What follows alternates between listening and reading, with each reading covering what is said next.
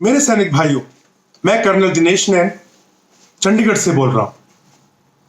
मैं आपके साथ एक संदेश और एक आह्वान के साथ बात करने के लिए आज सामने आया हूं।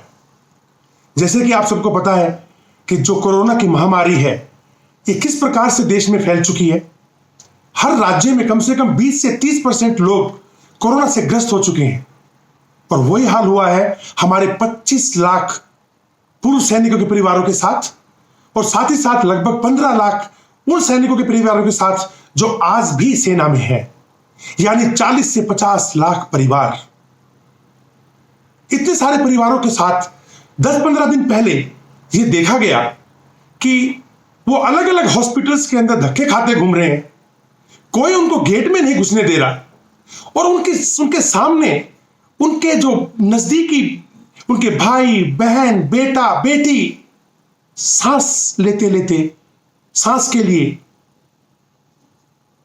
मर गए। इतना बेसहारा, इतना बेबस उन लोगों ने महसूस किया कि मैं बता भी नहीं सकता। यह देखकर हमें लगा कि यह समय है जब नेक दिल सैनिकों को अपने सैनिक परिवार के साथ खड़ा होना पड़ेगा। यही सोचकर मैंने संपर्क साधना शुरू किया अलग अलग व्हाट्सएप ग्रुप के लोगों से और बड़ी भारी मात्रा में लोग सामने आए। कोरोना बीमारी बहुत खतरनाक है। 1 घंटे के भीतर भीतर आदमी को मौत के मुंह में पहुंचा देती है। जब ऑक्सीजन लेवल डाउन होना शुरू होता है तो ये जो कोरोना फैल रहा है 24 घंटे भी नहीं देता। लेकिन आज की तारीख में पॉलीक्लिनिक या फिर ईसीएचएस सिस्टम बिल्कुल फेल हो चुका है। आप वहां जाते हैं तो आपको बताते हैं इस हॉस्पिटल में चले जाओ, उस हॉस्पिटल में चले जाओ, और वो प्राइवेट हॉस्पिटल्स हमारे को गेट के अंदर तक नहीं घुसने देते। इन सब बातों के बाद आर्मी हेडक्वार्टर से संपर्क साधा गया और मैं आपको ये बताना चाहूंगा कि चाहे वेटरन सेल हो, ईसीएचएस हो या कोई हो, बहुत ही सकारात्मक उनकी तरफ से जो है रिएक्शन आया। सभी कमांड्स को लेटर लिख दिया गया कि जितने भी पूर्व सैनिक हैं या सैनिकों के परिवार हैं उनको मिलिट्री हॉस्पिटल्स के अंदर कोरोना का ट्रीटमेंट दिया जाएगा, उनकी मदद की जाएगी। यहां तक कि जो वैक्सीनेशन है उसके ऊपर भी अभी कुछ आदेश पहले से आ रखे हैं और कुछ आदेश आने वाले हैं।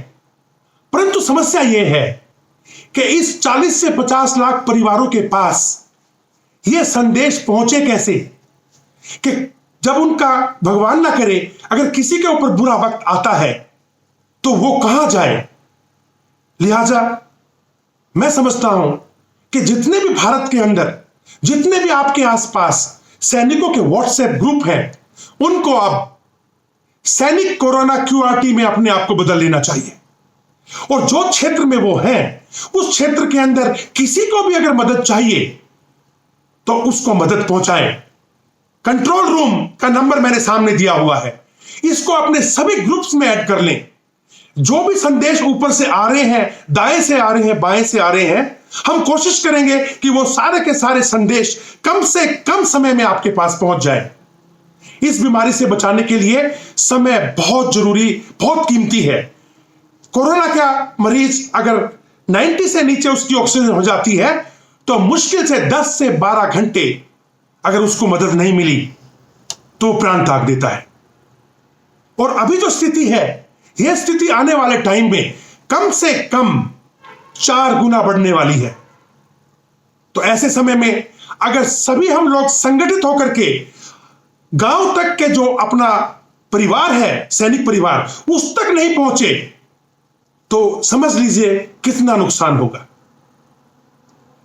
मुंह ढक के रखें, डबल मास्क पहने, किसी के पास नजदीक ना जाएं, घर में अपने आप को रखें और घर में रहते रहते अपने व्हाट्सएप ग्रुप के माध्यम से, जिसको आप कोई भी नाम दे सकते हैं, सैनिक कोरोना क्यूआरटी लखनऊ, सैनिक कोरोना क्यूआरटी बीकानेर, सैनिक कोरोना क्यूआरटी मद्रास, सैनिक कोरोना क्यूआरटी पठानकोट, और अपने आप को कंट्रोल रूम के साथ में जोड़ के रखें।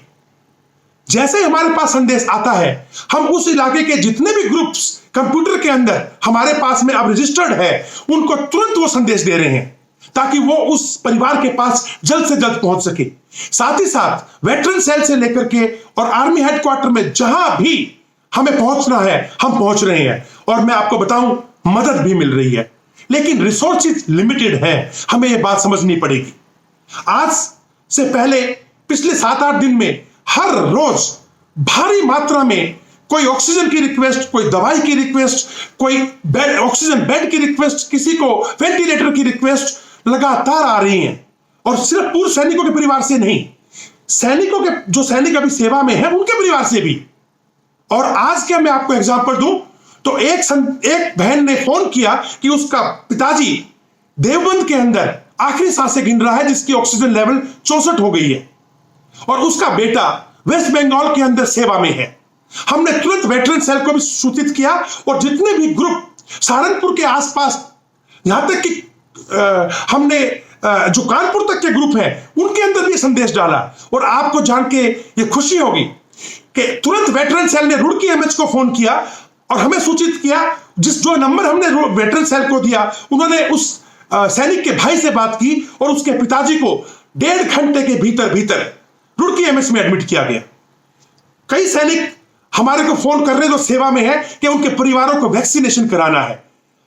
हम पे इतना भरोसा है उन लोगों को, तो मैं आपसे ये गुजारिश करना चाहूंगा, हम सब लॉकडाउन में घर में बैठे हुए हैं, कोई काम नहीं कर रहे, क्यों ना हम अपने अपने व्हाट्सएप ग्रुप के सदस्यों के साथ मिलकर सैनिक कोरोना क्यूआरटी के माध्यम से जो भी सैनिक परिवार हमसे मदद चाहता है हमारे क्षेत्र के अंदर, क्यों ना हम आगे आए, क्यों ना हम संगठित हों, क्यों ना हम कम्युनिकेशन बढ़ाएं, क्यों ना हम मदद दें, क्यों ना हम मदद लें। और सारा परिवार अगर संगठित होता चला गया तो हम इस कोरोना की महामारी में कई सैनिक परिवारों को, सदस्यों को बचा पाएंगे। दूसरा, यह बात आप भी समझते हैं कि आर्मी के अंदर जो आज के मिलिट्री हॉस्पिटल्स हैं या फिर जो हमारे पॉलीक्लिनिक है जो फेल हो चुके, ईसीएच फेल हो गया है, उसके साथ जितने भी एम्पलेंट हॉस्पिटल से प्राइवेट गेट में नहीं घुसने दे रहे, बेड नहीं है बोल रहे हैं। ऐसे में एकमात्र उपाय रह गया इस परिवार को बचाने का, और वो है वैक्सीन। भ्रम है कि वैक्सीन लगाने के बाद कोरोना होता है। हां होता है, 90% लोगों को नहीं होता, 10% को होता है। परंतु वैक्सीन जिस बंदे ने लगवा ली उसको ना तो ऑक्सीजन बेड पे जाना पड़ता है और ना ही उसको वेंटिलेटर पे जाना पड़ता है। यानी घर में 5-7 दिन का जो भी बुखार आया, शरीर दर्द किया, कुछ सिम्टम आए और फिर वो ठीक हो जाता है। यानी हम अपने किसी भी परिवार के सदस्य को नहीं खोते। परंतु इस वैक्सीन की ड्राइव को कि ये जो हर एमएच में है या हर पॉलीक्लिनिक पे जो अभी आर्मी हेडक्वार्टर पे केस लिया गया है, टेकअप किया गया है, और कुछ 2-4 रोजों के अंदर वहां से और भी जो है निर्देश आ जाएंगे, इंस्ट्रक्शंस आ जाएगी, जो कि जितने भी कोरोना क्यूआरटी ग्रुप्स हैं सैनिकों के, उसके अंदर सबको भेजा जाएगा। और आप लोगों से गुजारिश की जाएगी कि आपके क्षेत्र में जितने भी गांव तक हमारे सैनिक परिवार हैं उनमें से हर एक को कृपया करके वैक्सीनेट कराएं। अगर हम इस ड्राइव पे लगे तो अगले 2 से 3 हफ्ते के अंदर अगर हम सबको खींच के बाहर ले आए तो हमें किसी के लिए ना तो ऑक्सीजन का बेड ढूंढना पड़ेगा, हमें किसी के लिए वेंटिलेटर नहीं ढूंढना पड़ेगा। आर्मी हेडक्वार्टर के ईसीएचएस का भी लेटर 29 तारीख को आया, जो कि हमने सभी ग्रुप्स को भेजा है। नए ग्रुप जो आएंगे उसको भी सारे संदेश जाएंगे, जिसके अंतर्गत यह बोला गया है कि 18 से 44 साल के उम्र के जो सैनिक परिवार के सदस्य हैं उनके लिए वैक्सीन का बंदोबस्त करने के लिए 10 से 15 दिन का समय लग रहा है। यानी मई 15 के आसपास 18 से 44 साल की उम्र के जो हमारे सैनिक परिवार के सदस्य हैं उनको नजदीक के पॉलीक्लिनिक या फिर नजदीक के मिलिट्री हॉस्पिटल या कमांड हॉस्पिटल के अंदर वैक्सीनेशन दी जाएगी। मात्र 2 चीज ले जाने की जरूरत है, कोई रजिस्ट्रेशन की जरूरत नहीं। एक आपका डिपेंडेंट कार्ड या फिर आपका ईसीएचएस कार्ड और साथ में आपका एक आधार कार्ड, ये लेके जाएं और आपको वैक्सीनेशन दिया जाएगा। अगर कहीं पे कोई भी परेशानी है, किसी को एडमिशन की मदद की जरूरत है, किसी को दवाई की जरूरत है, ऑक्सीजन की जरूरत है, तो मेहरबानी करके कंट्रोल रूम पे तुरंत संपर्क करें। आपके क्षेत्र के जितने भी क्यूआरटी हैं, सैनिक कोरोना क्यूआरटी, उनको हम संदेश भेजेंगे, वो मदद के लिए आगे बढ़ेंगे। और साथ ही साथ आर्मी हेडक्वार्टर के अंदर वेटरन सेल से लेके ईसीएचएस जहां बन पड़ेगा, कम से कम टाइम के अंदर हम उस परिवार को मदद देंगे। लिहाजा आप सबसे एक ही गुजारिश है, यह विपदा का समय है, यह विपदा का समय है, और हम लोगों को समझदारी के साथ अपने परिवार के अंदर जो लोग सक्षम हैं, शहरों में बैठे हैं, कस्बों में बैठे हैं, व्हाट्सएप ग्रुप बना के बैठे हैं, अपने आप को सैनिक कोरोना क्यूआरटी के रूप में कार्यरत कर लें। यह नंबर अभी सभी ग्रुप्स में ऐड कर लें और संपर्क करें, ताकि हम कंप्यूटर के माध्यम से जो भी लेटेस्ट इंफॉर्मेशन है, मदद है, या कुछ भी आपको चाहिए वो हम भेज पाए। इसी प्रार्थना के साथ कि हमारे सैनिक परिवार का कोई भी सदस्य कोरोना के इस महामारी के अंदर अपना जीवन जो है वो समाप्त ना कर ले, या उसके परिवार का कोई सदस्य ना खो दे।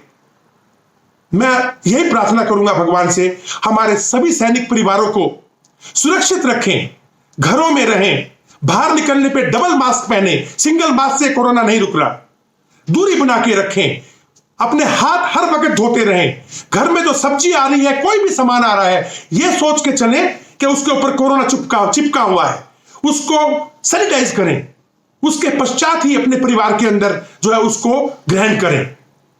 इसी प्रार्थना के साथ अगर आपको लगता हो कि इस नेक काम के अंदर जितने भी ग्रुप्स, व्हाट्सएप ग्रुप के अंदर जो सैनिक जुड़े हुए हैं, अगर वो आगे आए, जितने भी संगठन है वो भी क्यूआरटी के रूप में अगर आगे आए और इस समय सैनिकों के साथ, उनके परिवारों के साथ खड़े हो जाएं, तो मैं समझता हूं हम इस कोरोना को हरा कर छोड़ेंगे।